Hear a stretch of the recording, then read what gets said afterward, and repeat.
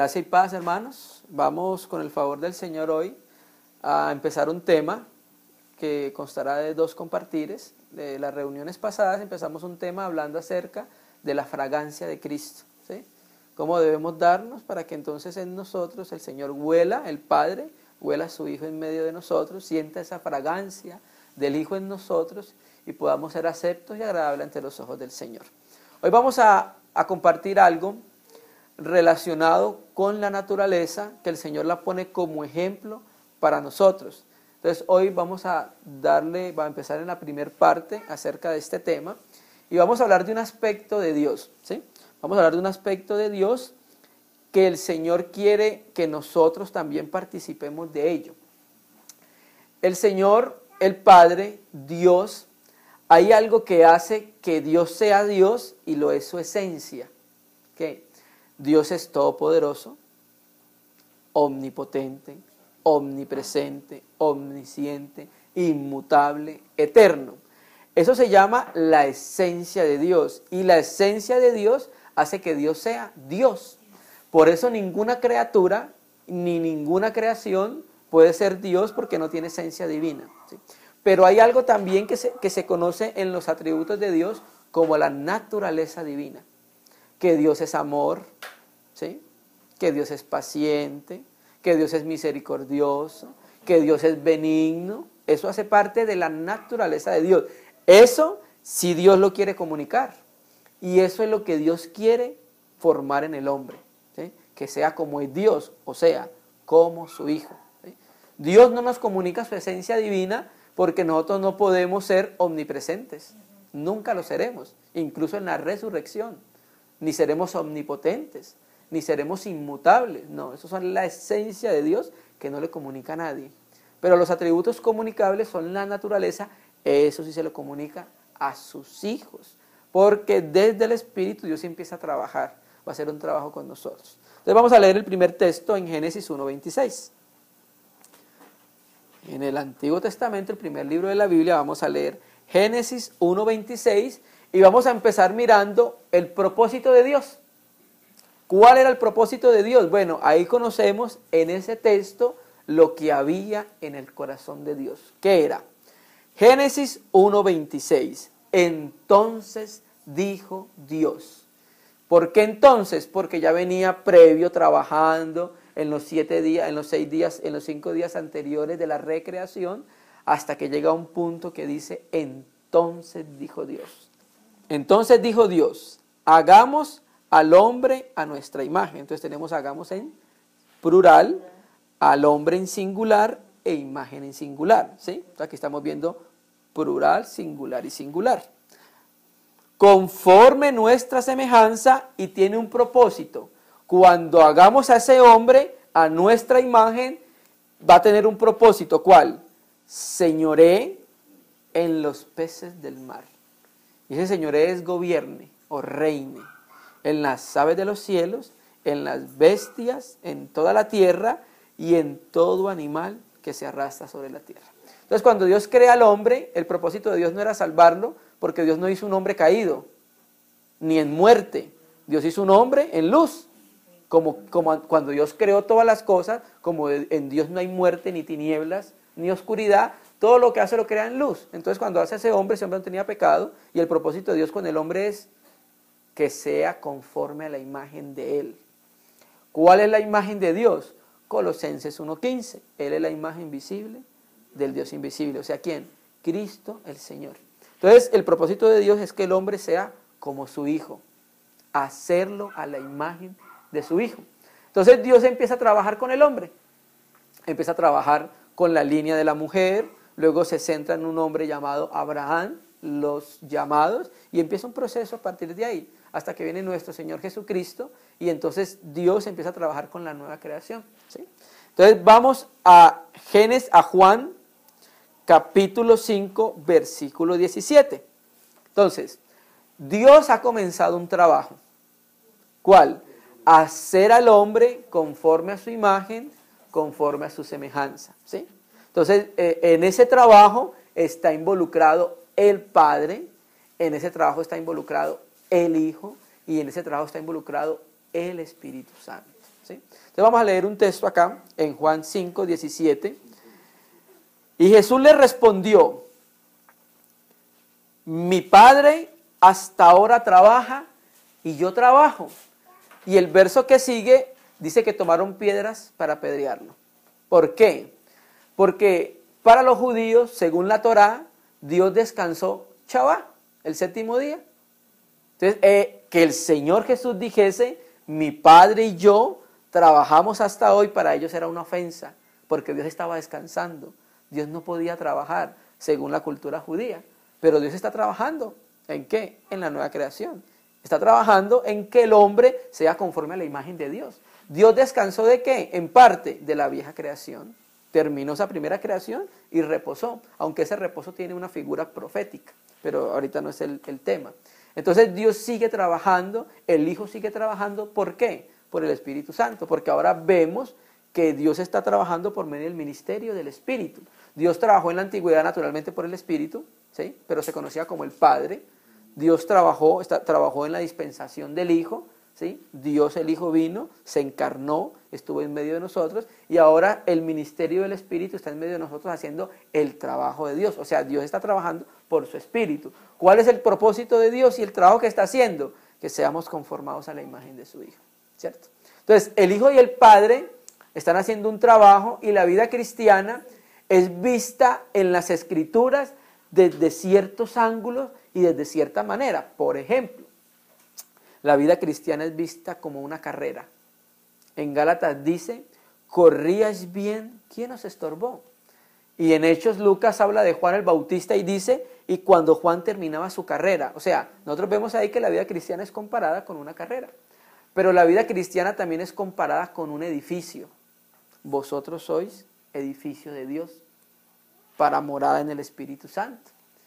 La vida cristiana también es comparada con un huerto. ¿Sí? El Señor Jesús dice, Pablo dice, por el Espíritu, vosotros sois labranza de Dios y edificio de Dios. ¿Qué es la labranza? Pues ahí es un huerto. Y vemos un aspecto de Dios como labrador, ¿en dónde? En Génesis, cuando dice que hizo un huerto, ¿cierto? Plantó un huerto y colocó al hombre. ¿Sí?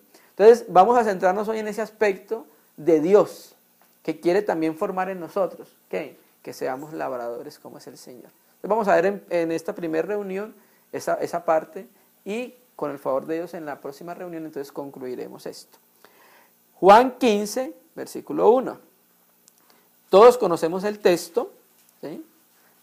Y entonces vamos a empezar a mirar el trabajo que está haciendo el Padre y el Hijo por el Espíritu. Juan capítulo 15, versículo 1. Yo soy la vid verdadera. Entonces ya entrando, nosotros podemos ver con esa primer parte que hay vides falsas. Ya de entrada.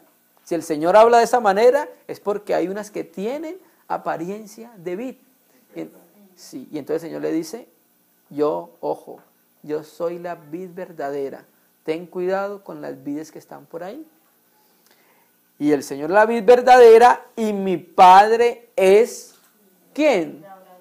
Entonces mira que sí, la Escritura muestra a Dios como trabajando en un huerto, labrando la tierra, ¿sí? Que esa buena tierra es Cristo.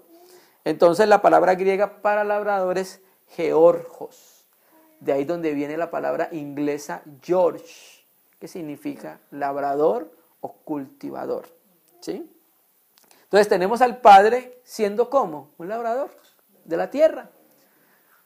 ¿Cómo podemos ver nosotros esto? Bueno, Cristo es la buena tierra. Recuerde que a los israelitas se les dijo en el desierto que iban a entrar a la buena tierra, una tierra que producía leche y producía miel. Pero la tierra ni produce leche ni produce miel. ¿O sí? No. Era una manera de Dios referirse a la tierra que era abundante y era una manera de Dios de referirse a ¿quién? A Cristo. Porque la buena tierra es Cristo. Entonces la buena tierra es Cristo y el Padre nos sembró en Cristo. Y está trabajando y está podándola y está cercándola. ¿Para qué? Para que demos fruto. ¿Sí? Ese es el aspecto entonces en el que hoy nos vamos a centrar. ¿sí? Entonces el Señor está esperando que demos frutos porque Él empezó un trabajo en nosotros. Mi Padre y yo hasta hoy trabajamos, ¿cierto? Entonces vamos a leer 2 de Timoteo 2:6. Entonces, para que nosotros podamos tomar fruto de algo, primero, ¿qué tuvimos que hacer? Pues trabajar.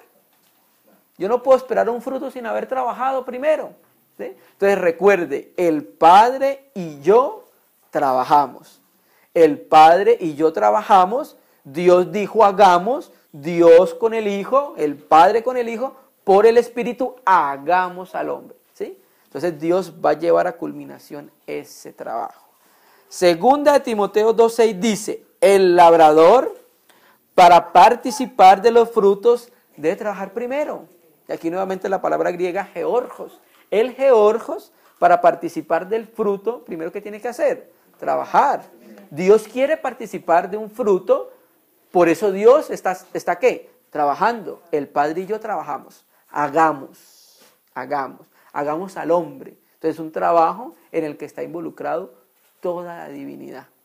Hagamos al hombre a nuestra imagen. Amén. Vamos a mirar cómo Dios trabaja con Israel, ¿sí? Vamos a tomarlo como ejemplo en el Antiguo Testamento.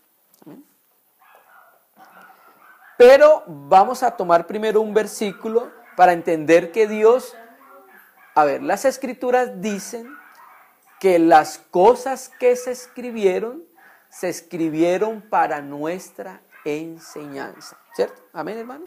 Entonces, lo que sucedió con Israel en el Antiguo Testamento es una tipología de lo que sucede con la iglesia.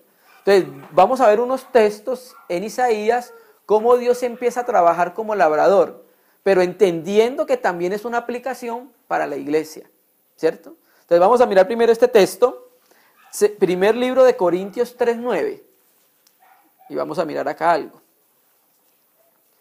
Veamos primero este texto y después sí entonces nos remitimos al Antiguo Testamento a ver cómo trabajó el labrador, que es el Padre, con Israel. Y podemos tomarlo entonces como una aplicación para la iglesia. Ya en la próxima reunión entonces sí estaremos mirando un poco más el trabajo de Dios ya con la iglesia plenamente. Primer libro de Corintios capítulo 3 versículo 9. Porque nosotros somos colaboradores de Dios. ¿Quiénes son esos nosotros? Bueno, los apóstoles, Pablo, Timoteo, Zenas, Apolos, Pedro, Bernabé, Silas, todos los hermanos que estaban en la obra apostólica. Y dice, porque nosotros somos colaboradores de Dios y vosotros, la iglesia, sois labranza. O sea, aquí es georgión, que significa granja cultivable. Entonces, ¿qué somos nosotros? Labranza. ¿Sí?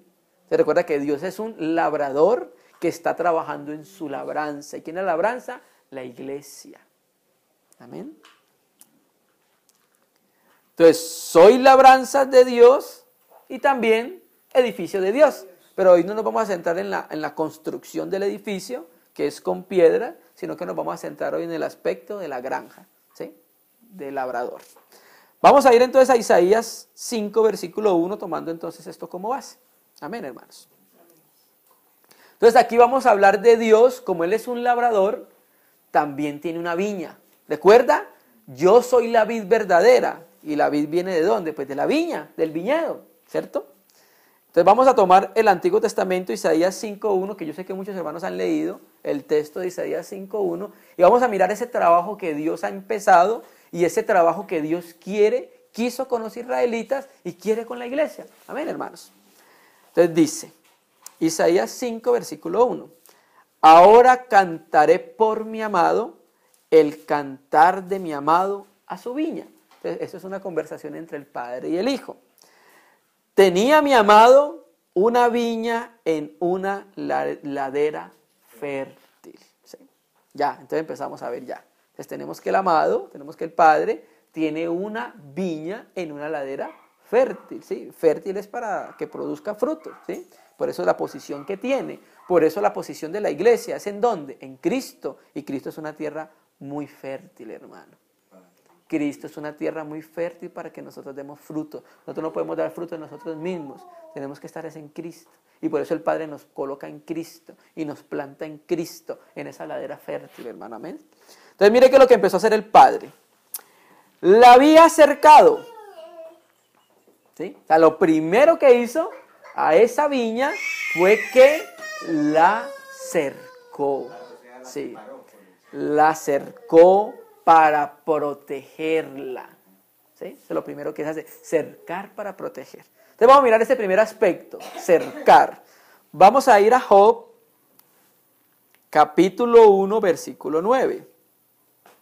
Entonces, la cerca de Dios, la cerca que Dios nos tiene a nosotros, la iglesia, se abre por dos maneras. ¿Sí? Recuerde que Dios, estamos viendo a Israel como una figura de la iglesia. ¿Sí? Entonces, así como sucedió con Israel, sucede con la iglesia.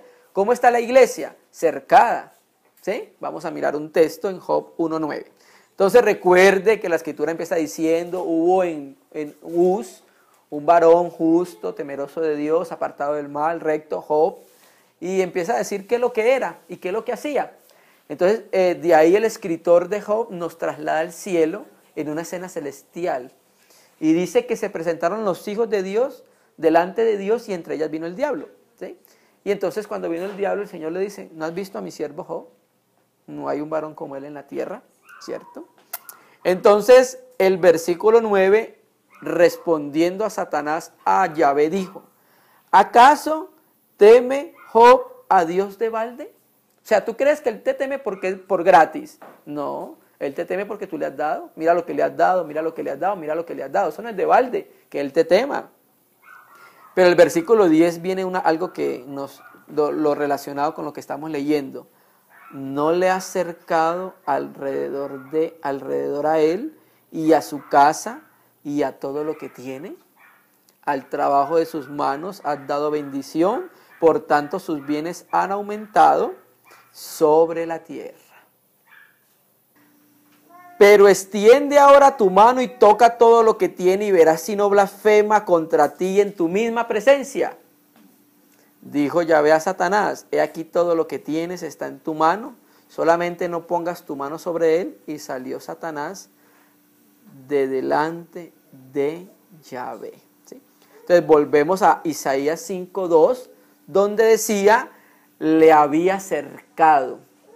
¿Sí? Entonces, en la iglesia, en el trabajo que Dios está haciendo con la iglesia, hay un cerco donde nadie puede entrar, al menos que Dios lo abra. ¿Sí? En este caso, el ejemplo que vimos de Job era que Dios corrió la cerca. ¿Para qué? Para que el diablo entrara y pudiera probar a Job. ¿Sí me entiendes? Es una de las maneras de la cerca abrirse. Pero nosotros estamos cercados y es uno de los primeros trabajos que Dios hace con nosotros. ¿Sí? Porque el Señor dijo que el Hades se levantaría en contra de la iglesia, pero que el Hades no iba a prosperar. Entonces, en ese trabajo que Dios está haciendo, Dios nos protege, Dios nos cerca. ¿Ustedes recuerdan cuando Jacob en Génesis dice que él vio dos campamentos? ¿Sí? Mahanaín, campamento de ángeles, protegiéndolo a su alrededor, hermano. Amén. Le había cercado y despedregado y plantado de vides escogidas, hermano. O sea, las vides que el Padre está plantando en la buena tierra son escogidas, hermano. ¿Sí? Y el escoger va en base a ¿qué? En base a la presencia de Dios. ¿Sí? La predestinación es en base a la presciencia o al previo conocimiento que Dios tiene de todas las cosas. Había edificado en medio de ella una torre, o sea, en medio de ese viñedo. ¿Sí? Y echó también en ella un lagar. Y esperaba que diese uvas. O sea, Dios cuando trabajó con Israel, estaba esperando participar de un fruto. ¿Cuál era el fruto? Que diese uvas.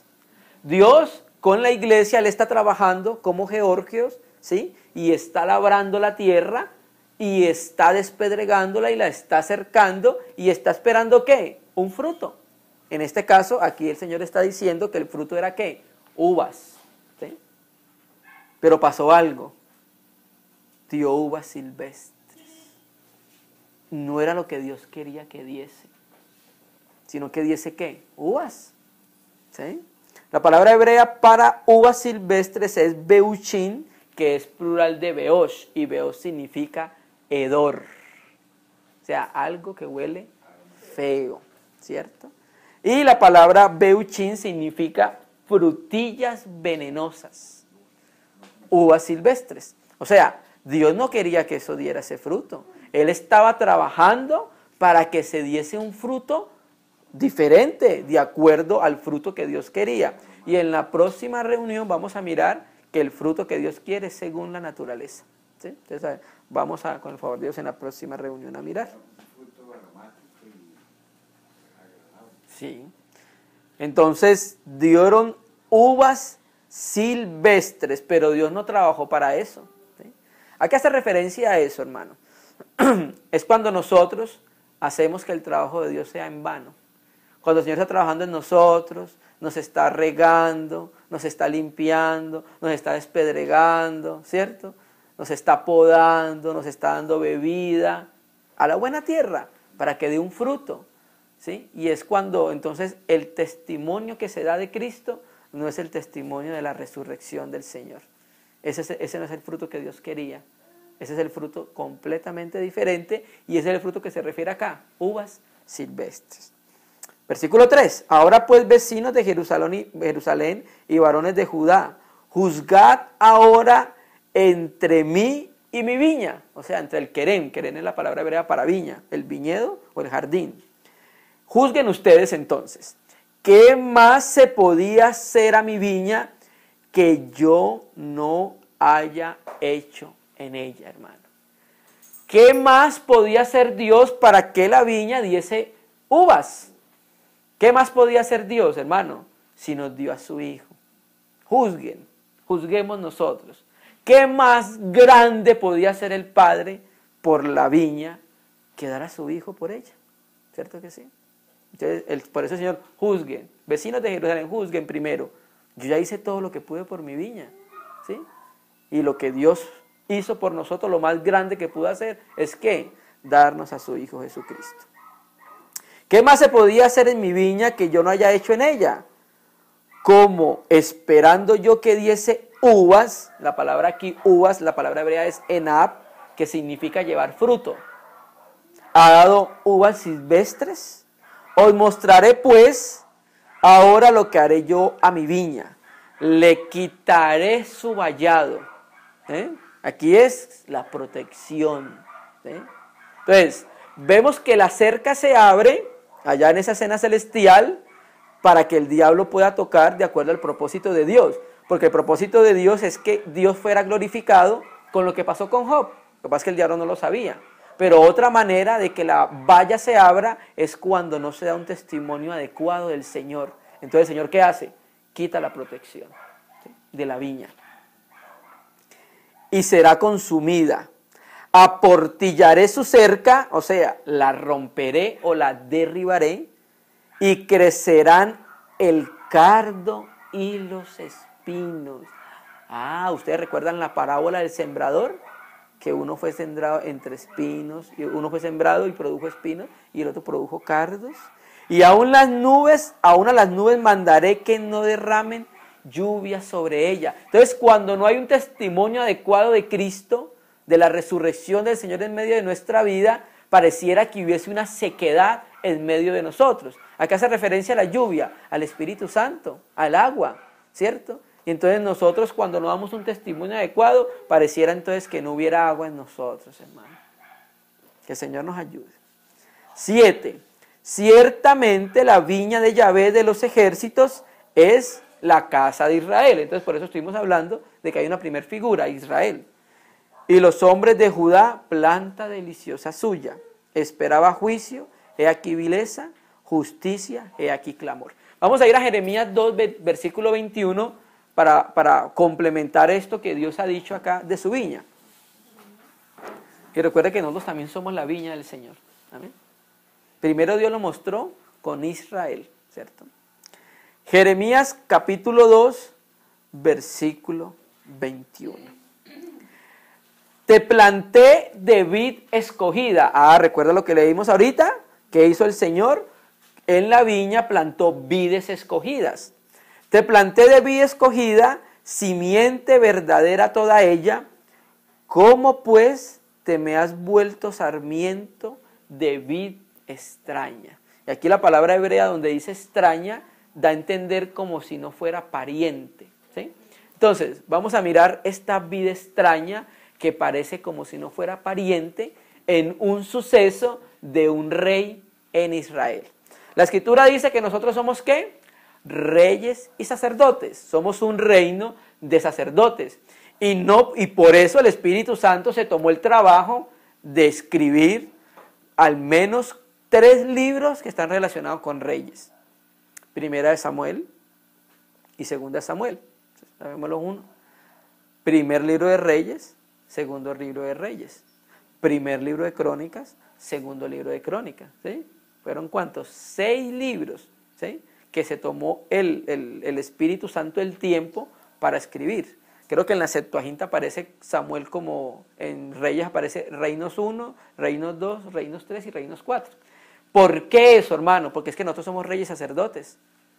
Y el Señor primero entonces nos coloca un ejemplo de la vivencia de ciertos reyes para tomar el ejemplo de unos y para no tomar el ejemplo de otros. Por ejemplo, cuando tú miras las Escrituras, hay 2 modelos de reyes. Naturalmente que el modelo del rey es Cristo el Señor.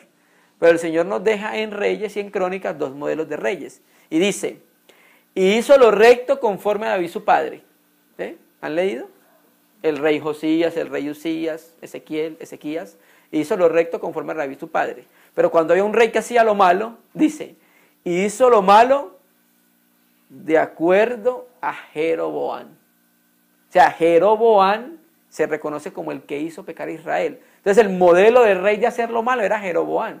Y el modelo del rey de hacer lo que es bueno era ¿quién? David, ¿cierto? Entonces nosotros como reyes tenemos que ir a mirar cómo fue que vivieron los reyes, ¿sí? Para no hacer lo que fue desagradable y hacer lo que fue agradable ante los ojos del Señor. Entonces vamos a tomar un rey y vamos a mirar cómo él se volvió una vid extraña, o sea, que no es pariente, dice ahí en hebreo.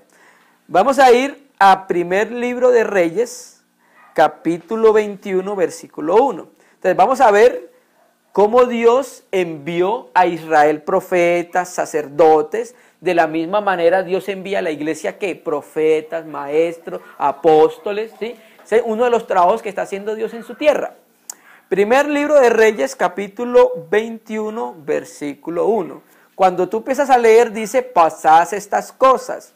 ¿Cuáles cosas? Las que venía hablando en el capítulo 20, donde un rey, creo que era Ben-Hadad, rey de Siria, le había declarado la guerra a Acab. Entonces Acab había clamado al Señor y el Señor le había ayudado, ¿sí?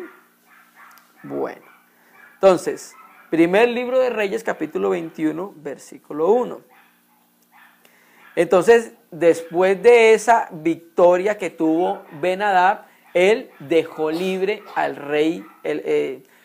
Después de esa victoria que tuvo el rey Acab, él dejó libre a Ben-Hadad, rey de Siria. Entonces vino una profecía sobre él y entonces dice que el rey llegó muy triste y enojado a su casa. Y entonces, Primera de Reyes 21 dice, 21:1, pasadas estas cosas, lo que acabamos de mencionar, aconteció que Nabot de Jezreel tenía allí una viña junto al palacio de Acab, rey de Samaria. Entonces aquí vamos a empezar con algo. Primero, vamos a tomar a Nabot como una figura de hacer lo bueno y vamos a tomar a Acab como una figura de una vid extraña que no es pariente. Entonces, el nombre de Nabot significa frutos. Ya de entrada, o sea, tenemos un hombre que tiene una viña, pero el nombre de Nabot significa ¿qué? Frutos, ¿sí? O sea, que ¿qué podemos inquirir por eso? Que era un hombre en el cual Dios estaba trabajando, ¿sí? Era un hombre que había sido plantado en la buena tierra y Dios lo llama ¿cómo? Frutos. Ah, o sea que era un hombre que sí estaba dando frutos. Y cuando dice de Jezreel, que era la ciudad, Jezreel es una palabra hebrea compuesta, Sará y El. Sará, El, Jezreel. Sará significa sembrar y él es la palabra hebrea que se utiliza para Dios. ¿Ustedes no han visto? Daniel, Miguel, Elohim, El Shaddai, es la palabra hebrea para Dios. Entonces Jezreel, ¿qué significa? Dios sembrará, ¿cierto? Entonces, donde Dios sembraba, en Jezreel, había uno que dio fruto, Nabot, ¿cierto? Entonces, ya de entrada podemos inquirir eso. Y Acab, el rey, habló a Nabot diciendo, dame tu viña para un huerto de legumbres. El propósito de la viña no era que diera legumbres. El propósito de la viña era sembrar vides para que dieran uvas. Entonces, ¿qué estaba haciendo este hombre? Estaba tratando de cambiar el propósito que tiene la viña, hermano, ¿sí? Entonces, ¿a qué refiere esto en nuestra vida cristiana? Debemos estar vigilando las cosas, ¿sí?, que nos hacen salir del propósito que Dios tiene para con nosotros. Amén, hermanos. ¿Sí? Porque entonces él dice, dame tu viña para un huerto de legumbres porque está cercana a mi casa y yo te daré por ella otra viña mejor que esta. O si mejor te parece, te pagaré su valor en dinero. ¿Sí? Entonces Nabot no podía hacer eso porque era el lugar donde Dios lo había plantado en Jezreel y era el lugar donde él estaba dando frutos. Además, en la cultura israelita, la tierra que ellos le daban no podía ser vendida a perpetuidad. La tierra era de una tribu y tenía que seguir siendo de esa tribu. Versículo 5. Nabot respondió a Acab. El versículo 3. Y Nabot respondió a Acab, guárdeme Yahvé de que yo te dé a ti la heredad de mis padres. Se le enfrentó al rey de Israel. Y vino acá a su casa triste y enojado por la palabra que Nabot de Jezreel, o sea, el que dio fruto donde Dios tiene su sembrado, le había respondido. Y vino acá a su casa triste y enojado por la palabra que Nabot de Jezreel le había respondido, diciendo, no te daré la heredad de mis padres, y se acostó en su cama y volvió su rostro y no comió. Vino a él su mujer, Jezabel, y Jezabel en las escrituras es una mujer completamente peligrosa. ¿Sí? Una mujer, una falsa profetisa aparece en Apocalipsis. ¿Sí? Mujeres que se quieren meter en la iglesia y dañar el testimonio de la iglesia, hermanos, son Jezabel.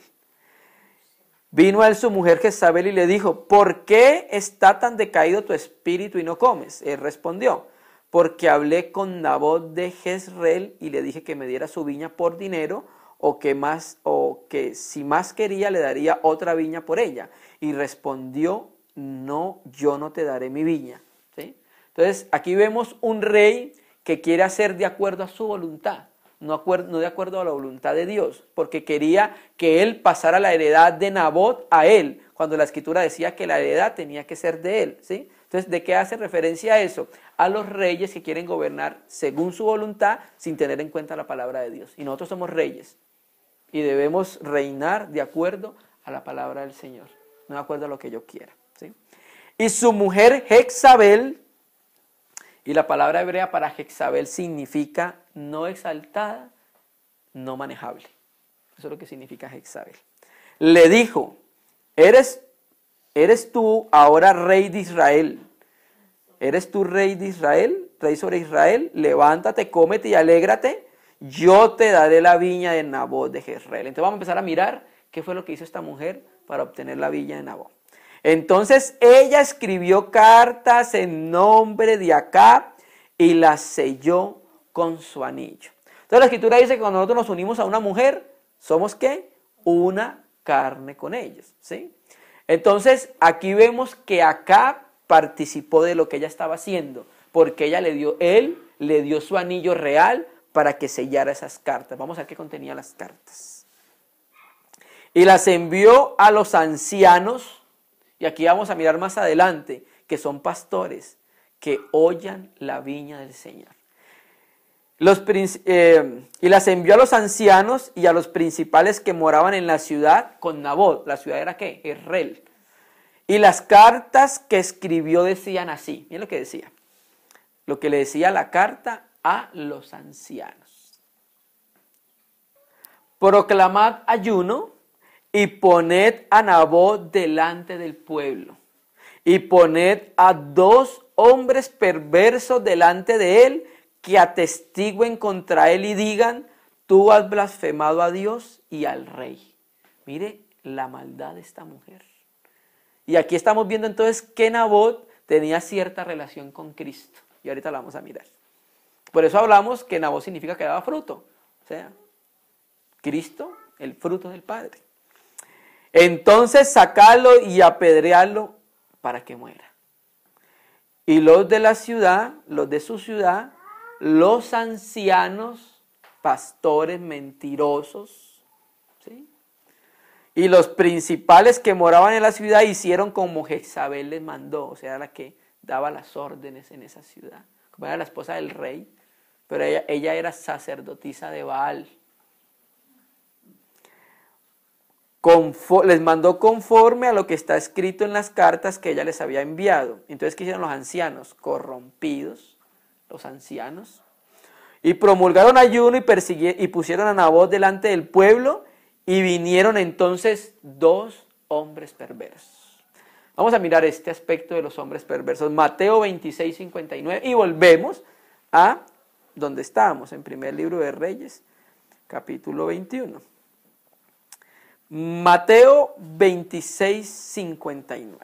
Entonces aquí vemos, el contexto es que estaban tratando de matar al Señor, lo arrestaron de noche sin que nadie se diera cuenta, ¿sí? Entonces trajeron unos testigos para acusarlo de algo, y vamos a mirar la relación que Nabot tiene con el Señor Jesús. Mateo 26, 59 dice: y los principales sacerdotes y los ancianos, lo mismo que Nabot, los ancianos y los principales, ¿cierto? ¿Sí ven la misma relación? Y todo el concilio buscaban falso testimonio contra Jesús. O sea, fue lo que hicieron con Nabot. Los principales sacerdotes y los ancianos buscaron falso testimonio contra Nabot. Buscaban falso testimonio contra Jesús para entregarle a la muerte, lo mismo que mandó a hacer Jezabel.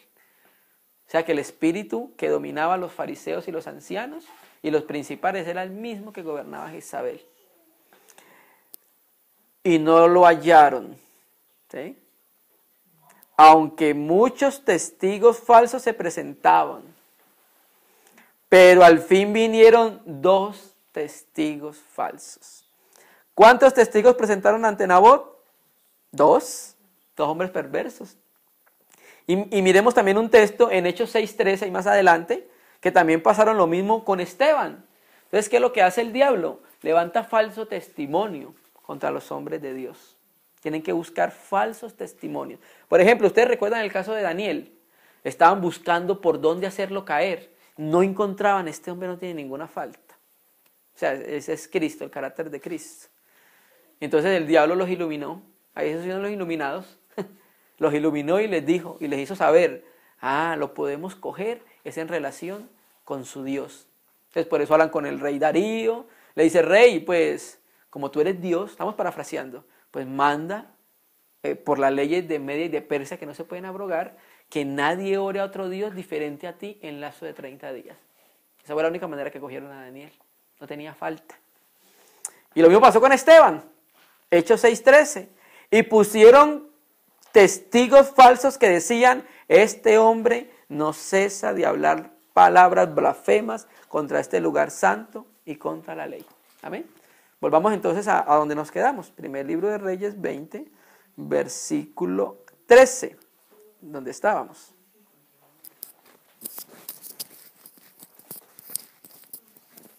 ¿21? 21, sí. Primer libro de Reyes, capítulo 21, versículo 13, donde nos habíamos quedado.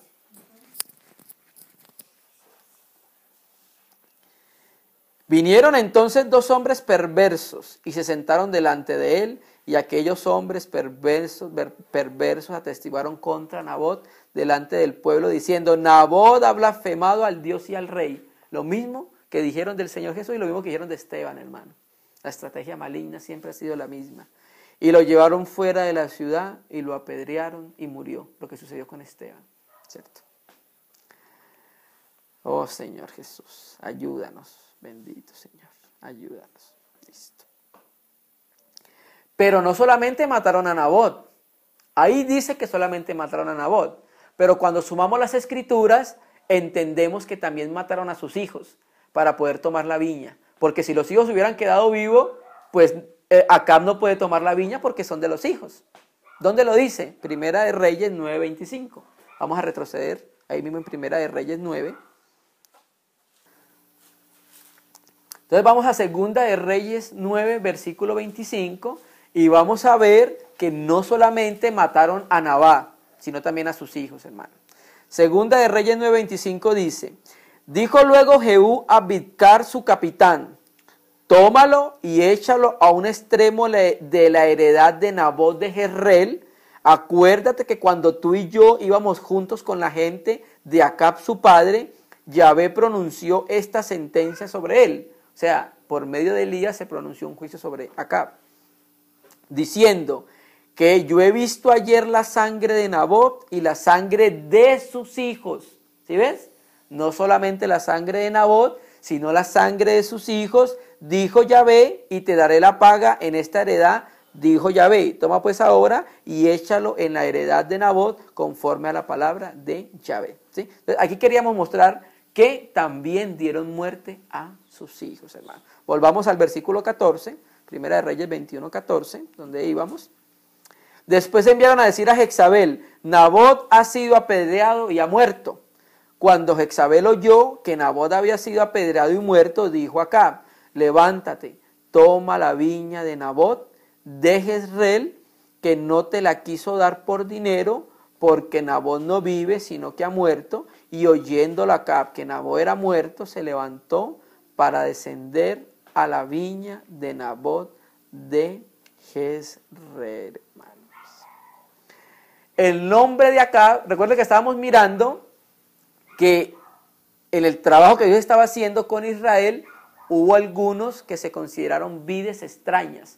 Y dijimos que la palabra hebrea para vides extraña significa extraña que no es pariente. ¿Sí? ¿Y por qué tomamos Acab? Porque efectivamente el nombre de Acab significa hermano del padre. O sea, ¿qué significa Acab? Tío. Eso es lo que significa Acab. Hermano, Dios no tiene tíos ni sobrinos, ni primos. Dios tiene hijos. ¿Te entendemos? ¿Sí ven? Por eso se llama una vida extraña, Acab, que no es pariente, es un tío. ¿Sí? Porque estaba dando testimonio de que no era hijo de Dios, era como primo por allá. Primo tercero, primo quinto. ¿Sí? Que el Señor nos ayude, ¿cierto? Nos habla nuestro corazón. Amén, hermanos. Entonces, esta sangre que fue derramada, mire que lo que dice el Señor en Mateo 23:34. Entonces recuerde que Dios está haciendo un trabajo en la viña, en su viñedo, está trabajando, le está echando agua, la regándola, despedregándola, todo este trabajo. Pero entonces, dice la Escritura en Mateo 23:34. Dios envía profetas, apóstoles, para su trabajo. Y en el caso puntual de Israel, mire lo que estaban haciendo. Mateo 23:34. Por tanto, he aquí que yo os envío profetas, sabios y escribas, y de ellos a unos mataréis y crucificaréis, y a otros azotaréis en vuestras sinagogas, y perseguiréis de ciudad en ciudad para que venga sobre vosotros toda la sangre justa que se ha derramado sobre la tierra, desde la sangre de Abel el justo hasta la sangre de Zacarías, hijo de Berequías, a quien mataste entre el templo y el altar. La sangre de Nabot era justa, claro, era un justo, porque vimos la similitud que tuvo con el Señor. Ahora, ¿cómo podemos nosotros ver esta figura de asesinato en medio de nosotros como hijos de Dios? Vamos a ir a primer libro de Juan, capítulo 3, versículo 15. Entonces, Dios estaba esperando que las vides producieran uvas, ¿sí? Pero mire en algunos hermanos que aunque Dios está trabajando legítimamente, producen uvas silvestres, frutos venenosos, hermano. Vamos a mirar un ejemplo para no seguirlo. Primer libro de Juan, capítulo 3, versículo 15. Naturalmente, vamos a empezar primero leyendo el 15 para después leer el 12. Todo el que aborrece a su hermano es homicida. O sea que nosotros no necesitamos ir a matar físicamente a un hermano. La Escritura dice que nosotros no necesitamos acostarnos con una mujer para adulterar. El Señor Jesús dice que cualquiera que la mire, la desee en su corazón, ya ha adulterado con ella. ¿Sí? Está hablando, hermano, es palabra hermanos en la fe. Primeramente. Todo aquel que aborrece a su hermano es homicida. Entonces, cuando nosotros, Dios no está trabajando para que seamos homicidas, para aborrecer a nuestros hermanos. Dios está trabajando legítimamente, haciendo el trabajo que Él hace como labrador en el huerto, para que demos un fruto. ¿Cuál? Nos amemos los unos a los otros.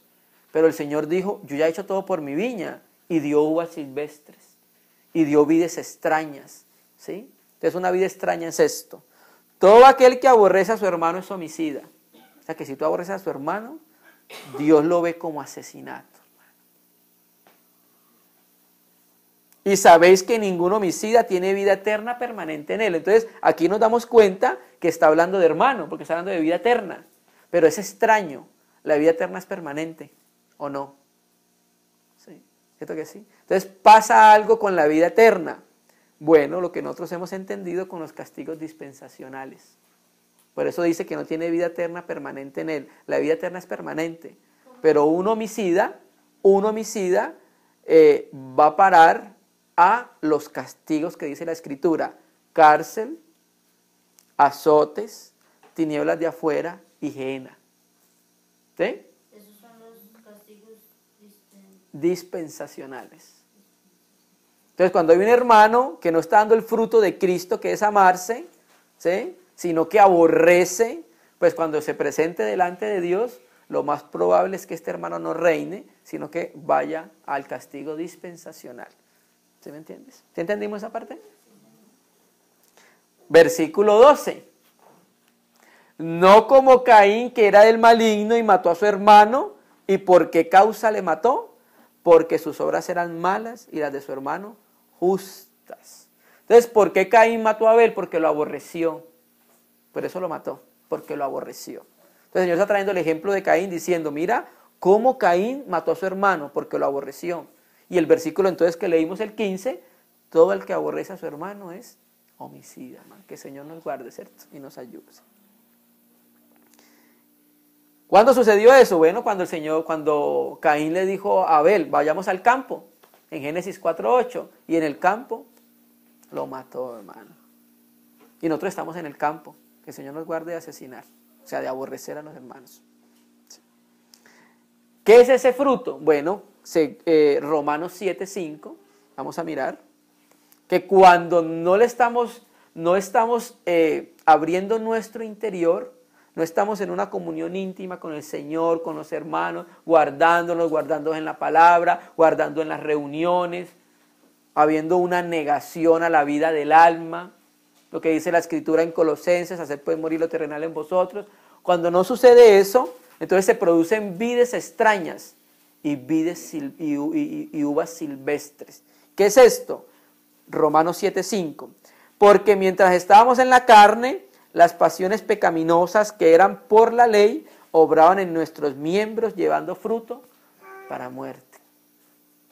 Es claro que el creyente no puede ir a perdición, porque la salvación es de carácter eterno. ¿Sí? Pero ¿qué pasa cuando la Escritura habla de muerte de un creyente? ¿Qué es la muerte? Para empezar a entender, la muerte de un hombre es la separación del espíritu y del alma del cuerpo. Entonces muerte para un creyente sería ¿qué? Una separación del Señor, en relación con los castigos que ya hemos venido hablando nosotros, ¿cierto? Y esos frutos para muerte se dan cuando estamos en la carne, pero nosotros vemos por experiencia, hermano, ¿sí?, que hay hermanos y hermanas que dan fruto, los mismos frutos que daban cuando estaban en la carne. Manifiestas son las obras de la carne, y empieza a decir esto y esto: enojo, ira, maledicencia, gritería, Esos son los frutos de la carne. Y en muchos de nosotros todavía se ven esos tipos de frutos. Y esos frutos no son para vida, frutos son para muerte. Y Dios no está trabajando en nosotros para que demos ese fruto, sino que, ¿qué fruto? A Cristo el Señor. Uvas. Amén, hermanos. Pero bueno, después de lo que pasa, el Señor nos da oportunidad a nosotros, cuando nos da su palabra, nos da oportunidad de arrepentirnos y volvernos a Él. Entonces, cuando pasó lo que pasó con Acab y con Jezabel, entonces vino una profecía a Acab que iba a morir, que no iba a ser enterrado, que se lo iban a comer los perros, que a Jezabel también se le iban a lamber los perros, la sangre. Fue una profecía terrible. Entonces, cuando Acab escucha eso, volvamos a primer libro de Reyes 21-27.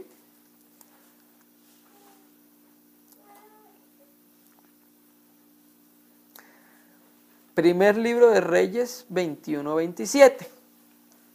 Entonces, reconocemos que no estamos dando el fruto que Dios está demandando. Naturalmente, el que hace crecer la semilla es el Señor.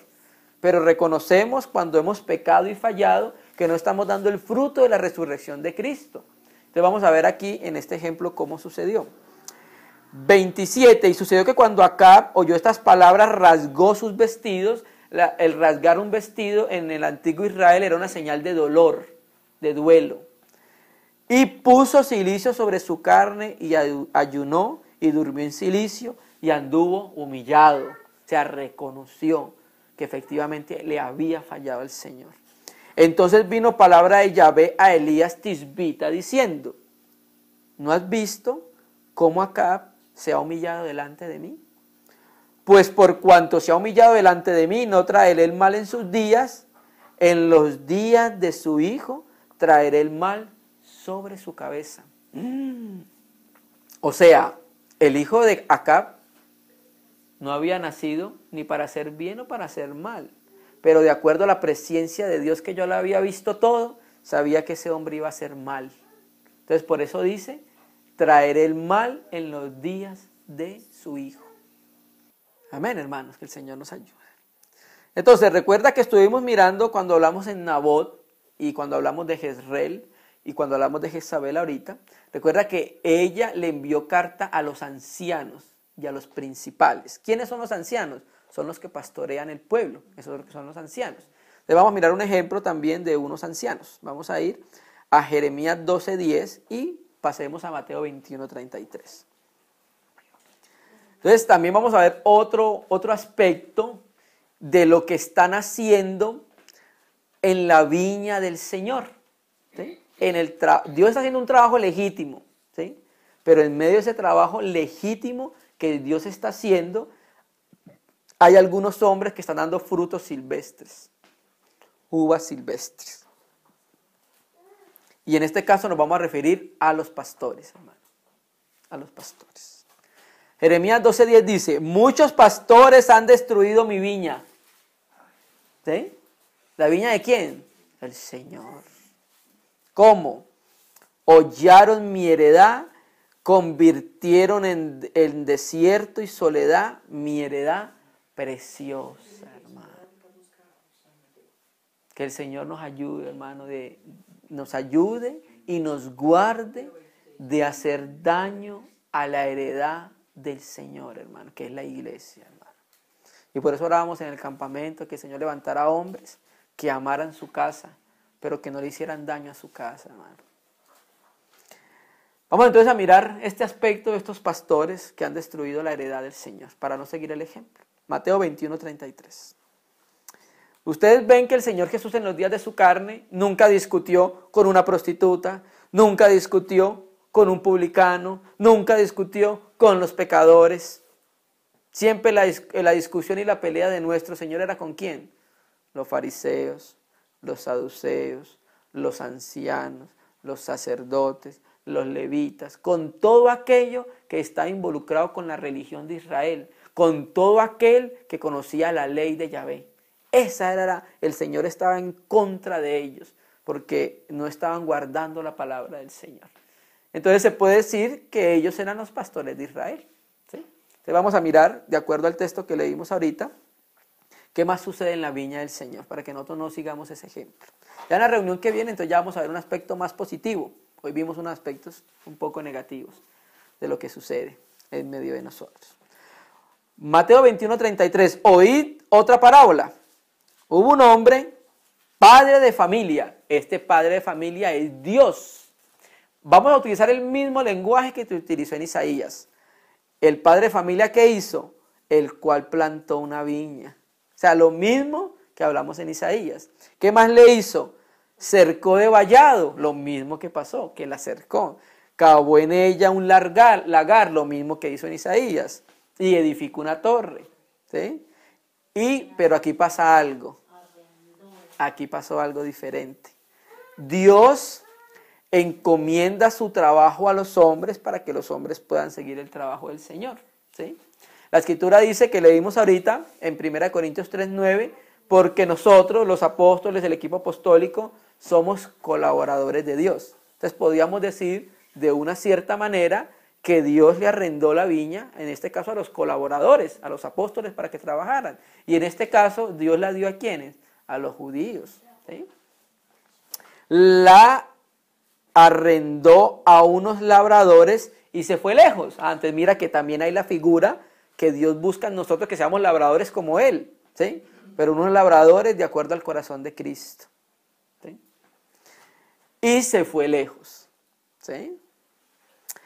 Cuando se acercó el tiempo de los frutos, muy importante, hermano, nosotros estamos en una buena tierra, en una tierra que fluye leche y miel, que es Cristo, y lo más normal es que demos frutos, hermano. Es lo más normal. Y eso es lo que Dios espera. Porque Dios está trabajando como labrador esperando ¿qué? El precioso fruto. Envió sus siervos a los labradores para que recibiesen su fruto. Entonces en este caso los siervos, ¿quién eran? Pues los profetas, que siempre los enviaba a Israel a tomar fruto. Y con el favor de Dios, entonces en la otra reunión vamos a centrarnos un poco más en el fruto. Aquí lo vamos a tocar así, un poco rápido. Mas los labradores, o sea, los colaboradores, los que trabajan en la labranza de Dios, que debían tener la misma naturaleza del Padre, ¿sí? Tomando a los siervos, a los profetas, a unos golpearon, a otros mataron y a otros apedrearon. Lo mismo que pasó en Reyes que leímos, ¿cierto? Envió de nuevo otros siervos más que los primeros. Por eso el Señor dice, Jerusalén, Jerusalén, que matas a los que te son enviados y apedreas a los que te son enviados. ¿Cuántas veces quise juntarte como la gallina junta sus polluelos? Envió de nuevo otros siervos más que los primeros, se hicieron con ellos de la misma manera. Finalmente les envió su Hijo, el Padre. Y a Hijo debería ir con mayúscula, porque es el Hijo de Dios. Diciendo, entonces el Padre dijo, tendrán respeto a mi Hijo. Mas los labradores, cuando vieron al Hijo, dijeron entre sí, este es el heredero, venid, matémosle y apoderémonos de su heredad. ¿Qué pasó con ellos? Lo mismo que hizo Acab. Mató también a los hijos, porque también estaban los hijos, para apoderarse de la heredad. Entonces, ¿a qué se refirió esto cuando mataron al Señor?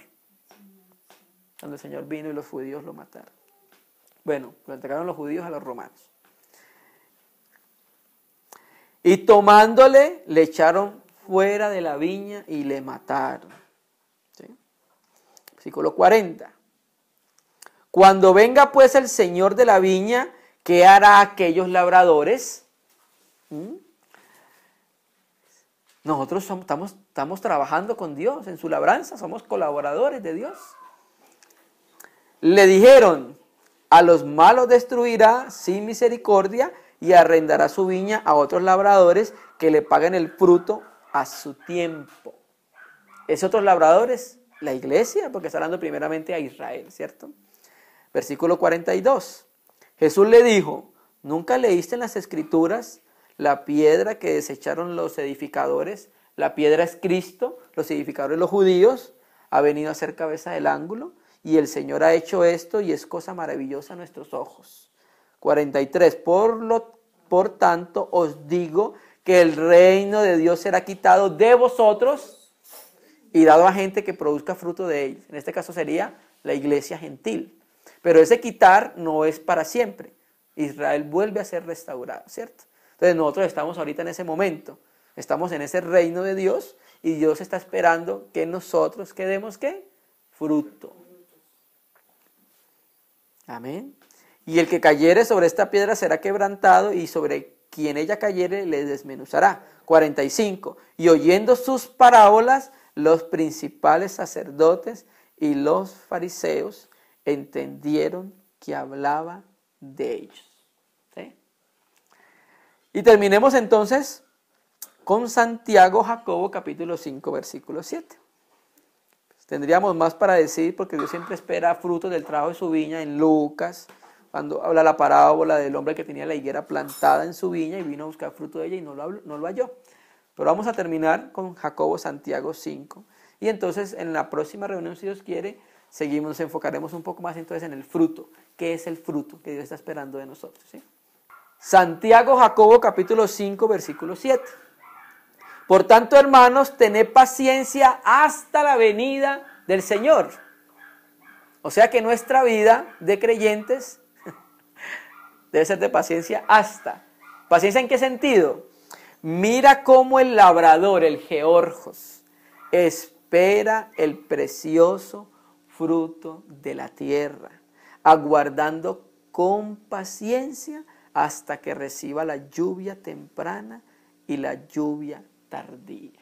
¿Sí? Entonces Pablo dice, yo sembré y Apolos regó, ¿cierto? El agua, regó la mata con agua. Entonces hay un trabajo que Dios está haciendo, pero con paciencia. Él y nosotros debemos esperar el fruto, ¿sí? Porque se está esperando el precioso fruto de la tierra, hermano. Entonces en la reunión siguiente, si Dios quiere, con el favor de Dios, trataremos acerca de ese fruto precioso que el Señor está esperando, hermano. Vamos a orar al Señor, hermano, y vamos a agradecerle. Digno es el Cordero que fue inmolado